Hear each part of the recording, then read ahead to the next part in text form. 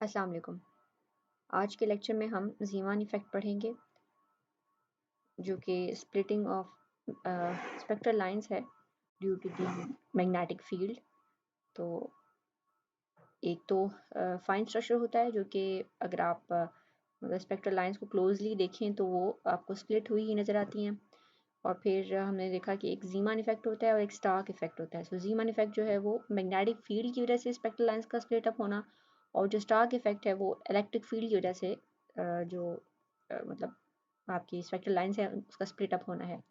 तो जो ज़ीमन इफ़ेक्ट है यानी मैग्नेटिक फील्ड की वजह से स्पेक्ट्रल लाइंस का स्प्लिट अप होना, एक या मतलब दो से ज़्यादा कंपोनेंट्स में स्प्लिट अप होना, तो उसको हम ज़ीमन इफ़ेक्ट कहते हैं। और ऐसा होता क्यों है? क्योंकि जो ऑर्बिटल मोमेंट है और जो स्पिन ऑर्बिटल मोमेंट है और सॉरी स्पिन मैग्नेटिक मोमेंट है और ऑर्बिटल मैग्नेटिक मोमेंट है, ये दोनों मोमेंट जो है वो एक्सटर्नल मैग्नेटिक फील्ड के साथ इंटरैक्ट करते हैं। क्योंकि हमने देखा कि जैसे एक इलेक्ट्रॉन एक सर्कल में घूमता है तो उसके उसके सर्कल में घूमने की वजह से एक करंट लूप मतलब वजूद में आता है, और वो करंट लूप जो है वो उसकी वजह से एक मैग्नेट टाइनी मैग्नेट की तरह बिहेव करता है, जिसके एक तरफ नॉर्थ और दूसरी तरफ साउथ बन जाता है। और वो tiny magnet external magnetic field में रखने से उस एक्सटर्नल मैग्नेटिक फील्ड की वजह से इफेक्ट होता है, उस पर फोर्स लगती है। अगर वो नॉन यूनिफॉर्म हो या वो अगर यूनिफॉर्म हो तो वो अपने पाथ से या वो जिस पर्टिकुलर डायरेक्शन में पॉइंट कर रहा है उससे मैग्नेटिक फील्ड की डायरेक्शन में जो है वो अपनी जो डिफ्लेक्ट होता है बेसिकली, ये हमने देखा। तो आगे जाके हम थोड़ा सा इसको देखेंगे भी कि किस तरह होता है। सो तो इस तरह यानी एक टाइनी मैग्नेट जो है वो एक्सटर्नल मैग्नेटिक फील्ड में जब आप रखेंगे तो ज़ाहिर है उसकी वो डायरेक्शन में अलाइन होने की कोशिश करेगा। सो चूँकि ऑर्बिटल एंगुलर मोमेंटम भी और स्पिन एंगुलर मोमेंटम भी इनकी वजह से मैग्नेटिक मोमेंट बनते हैं। वो मैग्नेटिक मोमेंट यानी स्पिन और ऑर्बिटल की वजह से अलग-अलग इलेक्ट्रॉन जो है वो एक टाइनी मैग्नेट की तरह बिहेव करता है, जिसकी वजह से जब आप उसको मैग्नेटिक फील्ड में रखते हैं तो उसकी जो स्पेक्ट्रल लाइंस हैं या जो ट्रांजिशन है आपकी एटॉमिक ट्रांजिशन जो है वो स्प्लिट अप हो जाती हैं, एनर्जी लेवल जो है स्प्लिट अप हो जाते हैं इस मैग्नेटिक फील्ड की वजह से। सो आपको एक जो लेवल है वो 3 या उससे ज़्यादा लेवल्स में डिवाइड हुआ हुआ नज़र आता है। सो इस शिफ्टिंग ऑफ एनर्जी लेवल्स को हम ज़ीमन इफ़ेक्ट कहते हैं। Not shifting exactly splitting of energy levels को हम ज़ीमन इफ़ेक्ट कहते हैं। और सो यहाँ बेसिकली उन्होंने यही लिखा है कि अगर हमें बताया कि एक इलेक्ट्रॉन जो है उसका मैग्नेटिक मोमेंट होता है डाइपोल मैग्नेटिक डाइपोल मोमेंट होता है, और वो मैग्नेटिक डाइपोल मोमेंट जो है वो स्पेस में किसी रैंडम डायरेक्शन में मतलब पॉइंट कर रहा होता है, और फिर जब आप इसके ऊपर मैग्नेटिक फील्ड अप्लाई करते हैं तो ये मैग्नेटिक फील्ड जो है उसके ऊपर टॉर्क लगाती है। ठीक, सो टॉर्क जो है वो मैग्नेटिक मोमेंट को ओरिएंट करने की कोशिश करता है अलोंग द मैग्नेटिक फील्ड। और फिर जितना ये मैग्नेटिक मोमेंट जो है वो ये मतलब इसकी जो डायरेक्शन है वो मैग्नेटिक फील्ड की डायरेक्शन में नहीं होगी, उतना ही मैग्नेटिक फील्ड को काम करना पड़ेगा। यानी जैसे हमने उस दिन बात की कि फॉर एग्जांपल अगर आपके पास लेट्स से ये मैग्नेटिक मोमेंट है इस तरह, और मैग्नेटिक फील्ड जो है वो इस डायरेक्शन में है बी, और ये आपका म्यू है तो ये एंगल थीटा है। सो यहाँ पर म्यू को पी की डायरेक्शन में पॉइंट करने के लिए ओरिएंट करने के लिए आपको काम करना पड़ेगा, ठीक है, फोर्स लगेगी और वर्क करना पड़ेगा। सो जितना ज़्यादा काम करना पड़ेगा उतना ही इस मैग्नेटिक मोमेंट में ये जो म्यू है ये वेक्टर इसमें मतलब उतना ही उस इलेक्ट्रॉन के पास एनर्जी स्टोर हो जाएगी। और so larger is orientation higher will be the stored magnetic energy. ठीक, सो वो मैग्नेटिक एनर्जी भी हमने देखी थी कि वो फोर्स पर यूनिट डिस्टेंस है। और यानी और फिर मैं देखा कि वो स्टार्न लाख एक्सपेरिमेंट में हमने देखा कि वो फोर्स जो है वो फोर्स जो है वो पोटेंशियल एनर्जी का ग्रेडियंट है। और फिर मैंने देखा कि वो एक्चुअली मैग्नेटिक फील्ड की चेंजिंग मैग्नेटिक फील्ड है जिसकी वजह से फोर्स लगती है। तो ये चीज़ हमने देखी। और बेसिकली कॉन्सेप्ट ये है कि जो मैग्नेटिक मोमेंट है वो बी की डायरेक्शन में अलाइन होगा जब आप उसको मैग्नेटिक फील्ड में रखेंगे, और उसके ऊपर जो काम होगा उसको अलाइन करने के लिए मैग्नेटिक फील्ड जो काम करेगी वो काम जो है उसके अंदर मैग्नेटिक पोटेंशियल एनर्जी की फॉर्म में स्टोर हो जाएगा, और जो कि आप फाइंड आउट कर सकते हैं कि वो एनर्जी क्या है। और फिर हम देखेंगे कि वो एनर्जी जो है उसकी उसमें जब आप एल की डिफरेंट वैल्यूज रखते हैं तो वो एनर्जी जो है वो किस तरह स्प्लिट अप होती है, ये हम देखेंगे। So there are two types of Zeeman effect. One is called normal Zeeman effect and the other one is called anomalous Zeeman effect. Normal Zeeman effect जो है वो विदाउट स्पिन होता है। सो इसमें सिर्फ ऑर्बिटल एंगुलर मोमेंटम है, उसकी contribution है, स्पिन की कंट्रीब्यूशन नहीं है। इन अदर वर्ड्स आप देखो कि स्पिन जो है मे बी इज मतलब जो आपकी एनर्जी लेवल है they are such that electron मतलब दो इलेक्ट्रॉन्स है और उनके की जो स्पिन है वो आपस में कैंसिल हो रही है, एक की स्पिन अप है दूसरे की डाउन है, तो ओवरऑल स्पिन जो है वो ज़ीरो है। सो तब ऐसा इस केस में आपके पास नॉर्मल जीवन इफेक्ट होगा, और जब स्पिन को आप इंक्लूड करेंगे तो अनोमलस जीवन इफेक्ट होगा। और एक और डिफरेंस ये है कि नॉर्मल जीवन इफेक्ट जो है वो स्ट्रॉन्ग मैग्नेटिक फील्ड अप्लाई करें तो तब होता है, और इसके जो रिजल्ट में यानी नॉर्मल जीवन इफेक्ट के रिजल्ट में तो 3 लाइंस की स्प्लिटिंग होगी नॉर्मल जीवन इफेक्ट में, और जो अनोमलस जीवन इफेक्ट है उसमें जो स्प्लिटिंग है वो मोर देन 3 लाइंस होगी। ठीक, तो यानी जो जीवन नॉर्मल जीवन इफेक्ट है उसमें ऑर्बिटल एंगुलर मोमेंटम है, सिर्फ स्पिन नहीं है, तो स्प्लिटिंग 3 लाइंस है, और अगर 3 और मोर लाइंस है तो वो अनोमलस जीवन इफेक्ट है और उसमें spin plus orbital angular momentum है। एक और चीज़ ये कि जो नॉर्मल ह्यूमन इफेक्ट है उसमें जो वो उन स्टेट्स के लिए होता है जो सिंगलेट स्टेट्स हैं, चूँकि सिंगलेट स्टेट्स जो हैं उनमें जो स्पिन है इलेक्ट्रॉन की वो कैंसिल होकर ओवरऑल आपके पास जो स्पिन है वो ज़ीरो आ जाती है। यानी एक की स्पिन जो है वो 1/2 होगी और दूसरे की -1/2 होगी, तो टोटल स्पिन आपके पास ज़ीरो हो जाएगी। सो ऐसी स्टेट जिसके लिए स्पिन की वैल्यू ज़ीरो हो वो एक सिंगलेट स्टेट होती है।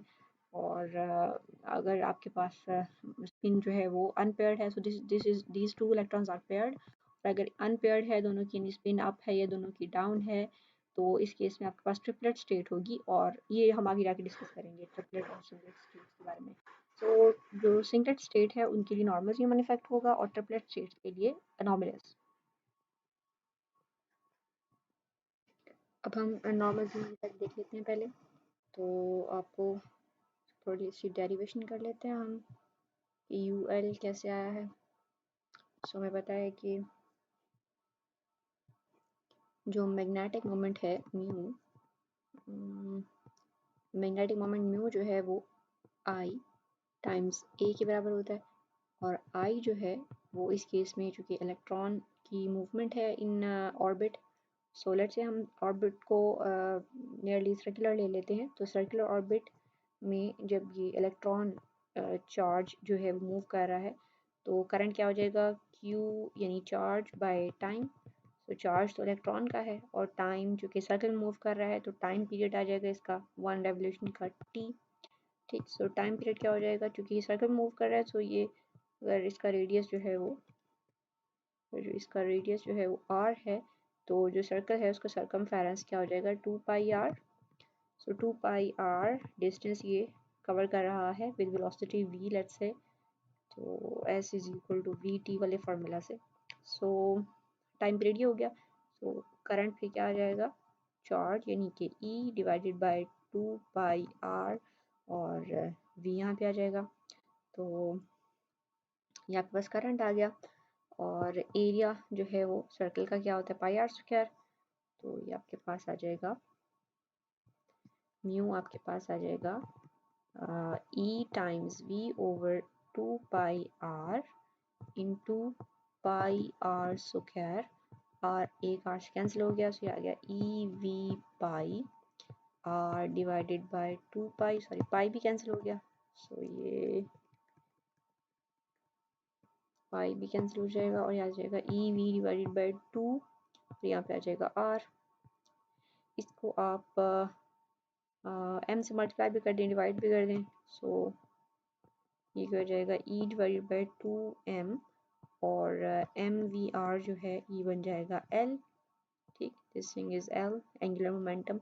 सो ये जो मैग्नेटिक मोमेंट है एंगुलर मोमेंटम से एसोसिएटेड वो हो जाएगा e divided by 2m into L, और ये एक वेक्टर है, तो ये वेक्टर जो है वो एल भी एक वेक्टर है। ठीक हो गया। सो ये हमारा एंगुलर मैग्नेटिक मोमेंट है, ऑर्बिटल मैग्नेटिक मोमेंट। ठीक है जी।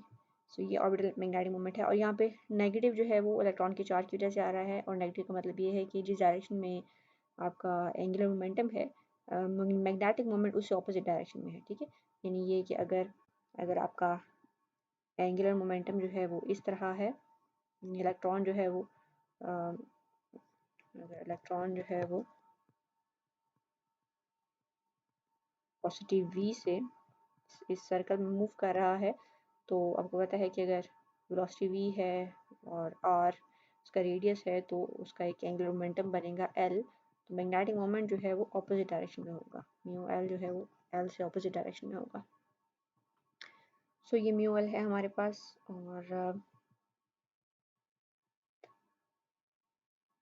ठीक हो गया। सो टॉर्क जो मैग्नेटिक मोमेंट पे लगेगा उसको ओरिएंट करने के लिए मैग्नेटिक फील्ड के की तरफ, वो क्या हो जाएगा, वो होगा torque is equal to r cross B होता है, सॉरी आर क्रॉस एफ होता है। तो सेकेंड ईयर में आप करंट लूप के लिए पढ़ चुके हैं कि जो फोर्स होती है वो आई एल क्रॉस बी होती है, और यहाँ पर आप देखें तो एल के length of the loop multiply by force होगा। तो यहाँ से इजीली आप बता सकते हैं कि एल स्क्वायर आ जाएगा, आई आ जाएगा, एल स्क्वायर को आप ए लिख लीजिए तो I a square into b आ जाएगा, और sorry L square into b आ जाएगा। एल स्क्वायर एरिया होता है, सो आई ए को म्यू लिख लीजिए, और B so mu cross B जो है वो टॉर्क की वैल्यू होगी फॉर करंट लूप। तो यहाँ से आप देख सकते हैं कि जो म्यू और बी के दरमियान एंगल है वो साइन थीटा है, और वो साइन थीटा जो है वो मैक्सिमम तब होता है जब म्यू और बी जो है परपेंडिकुलर हो। सो ये अगर म्यू है ये बी है तो मैक्सिमम टॉर्क तब लगेगा, और अगर यानी बी म्यू जो है बी की डायरेक्शन में है तो वो लोएस्ट एनर्जी कंडीशन होगी where torque is no torque will be applied on the magnetic moment, but if there is angle of 90 degree तो मैक्सिमम टॉर्क अप्लाई होगा म्यू पर, उसको ओरिएंट करने के लिए बी की डायरेक्शन में। तो यहाँ से म्यू की वैल्यू आपने रखी, ये आ गई क्रॉस बी। और इसी तरह जो आपकी एनर्जी है मैग्नेटिक पोटेंशियल एनर्जी, वो हमने पीछे भी पढ़ा कि वो म्यू एल डॉट बी के इक्वल होती है। सो ये आपके पास जो है वो आ जाएगी, म्यू की वैल्यू रखने से ये आपके पास ये आ जाएगा। यहाँ से हमें पता है कि लेट्स से हमने बी जो है वो जी डायरेक्शन में अप्लाई की है मैग्नेटिक फील्ड, तो जो आपकी एल होगा उसकी सिर्फ जी डायरेक्शन वाली कंपोनेंट बचेगा, बाकी सारे ज़ीरो हो जाएंगे, डॉट प्रोडक्ट है। तो ये आपके पास आ जाएगा energy is equal to e by two m L z B z cause of zero, क्योंकि ये दोनों सेम डायरेक्शन में है। एल जी जो है वो जी कंपोनेंट है एंगुलर मोमेंटम का, और वो बी जी की डायरेक्शन में, अगर हम बी का जी कंपोनेंट लें यानी बी को जी डायरेक्शन में अप्लाई करें तो so this delta will be equal to E times B over 2m into LZ, और LZ जो है एंगुलर मोमेंटम का Z कंपोनेंट, उसकी उसकी वैल्यूज जो हैं वो LZ will is equal to m l h बार होता है, और एम एल जो है उसकी वैल्यू, अगर ऑर्बिटल एंगुलर मोमेंटम एल की वैल्यू जो है वो ज़ीरो है तो एम एल की वैल्यू जो है वो ज़ीरो होती है। अगर अगर L की वैल्यू 1 है तो एम एल की वैल्यू जो है वो ज़ीरो और प्लस माइनस 1 होती है। अगर L की वैल्यू 2 है तो एम एल होता है zero plus minus 1 plus minus 2। सो मतलब अगर इसकी एक वैल्यू है ज़ीरो है तो ये ज़ीरो होगा, अगर 1 इसकी वैल्यू है तो ये तीन वैल्यूज़ इसकी होंगी, यानी प्लस माइनस 1 एंड ज़ीरो। और अगर ये 2 है तो इसकी जी कंपोनेंट की पांच वैल्यूज़ होंगी, zero plus minus 1 plus minus 2। Again z component जो है वो एल का एंगुलर मोमेंटम जो है उसका जी डायरेक्शन में जो आपका प्रोजेक्शन है वो है। ठीक, सो इसको अगर हम देख लें थोड़ा सा, तो इसका मतलब है कि सो ये अगर आपका एंगुलर मोमेंटम है तो जैसे एंगुलर मोमेंटम ज़ीरो है तो फिर तो ये बिल्कुल ऐसे मतलब इसके साथ होगा, इस एक्सिस के साथ एंगुलर मोमेंटम ज़ीरो हुआ है। और एंगुलर मोमेंटम 1 है तो this is for L is equal to 0, this is L is equal to 1, L is equal to 1 और again L is equal to 2 के लिए in fact I should write on this side basically इसका z component है, ये वाला नहीं बल्कि ये इस तरह है. So this is ml is equal to 0, this is ml is equal to 1, this is ml is equal to negative 1, this is ml is equal to positive 2 and this is negative 2. So ये एक ही vector है, उसका magnitude same है, same vector है, लेकिन space में उसकी orientation के हवाले से अगर आप देखें तो z कंपोनेंट z डायरेक्शन में, सो ये z डायरेक्शन है, ठीक.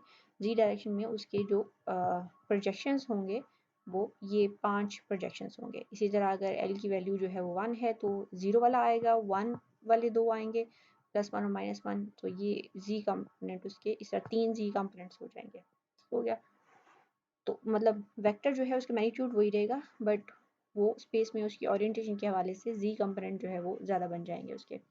अगर इस तरह ओरिएंट कर रहा है तो z कंपोनेंट होगा, और अगर ये बिल्कुल इस तरह मतलब एक्सिस के साथ है, 0 एंगल के साथ, तो z कंपोनेंट जो है वो भी 0 होगा. तो इस तरह आपके पास कंपोनेंट होंगे. अच्छा, यहाँ से आपने ई एल जी को लिख लिया एम एल एच बार, और ई एच बार ओवर 2m को आपने म्यू बी लिख दिया. ये बोहर मैग्नेटॉन होता है, ठीक. So mu B times B और साथ में एम एल. और यहाँ से आप देखें कि अगर for different values of L, m L की वैल्यूज़ रखेंगे, आपके पास डिफरेंट एनर्जीज आ जाएंगी. सो फॉर एग्जांपल एल की वैल्यू जो है 1 है, तो एम एल की वैल्यू क्या आ जाएगी, 0 +1 -1. सो 3 एनर्जी लेवल्स आएंगे एम एल की वैल्यू पे बेस करते हुए.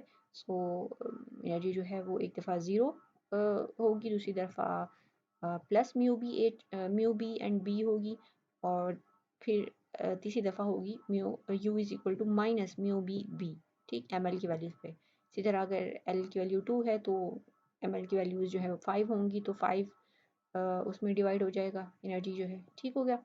सो इस तरह ये स्प्लिटिंग होगी. अब